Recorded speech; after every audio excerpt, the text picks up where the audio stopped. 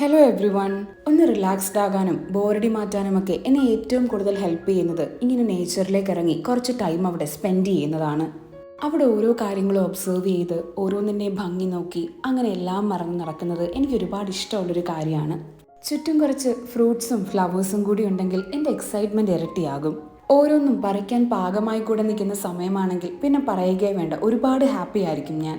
ഈ ഫ്രൂട്ട്സും ഫ്ലവേഴ്സും ഒക്കെ നമ്മൾ പറിക്കുന്ന സമയത്ത് അതതിൻ്റെ ഞെട്ടിൽ നിന്നും അടർന്നു മാറുമ്പം ഒരു ചെറിയ സൗണ്ട് ഉണ്ടാകാറില്ലേ?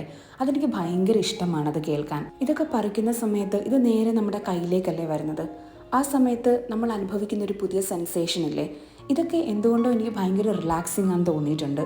നിങ്ങൾക്കും ഇതേപോലെ നേച്ചറിൽ ഒരുപാട് ടൈം സ്പെൻഡ് ചെയ്യാൻ ഇഷ്ടമാണോ? ഫ്രൂട്ട്സും വെജിറ്റബിൾസും ഒക്കെ ഇങ്ങനെ പ്ലക്ക് ചെയ്യുന്നത് നിങ്ങളും എൻജോയ് ചെയ്യാറുണ്ടോ?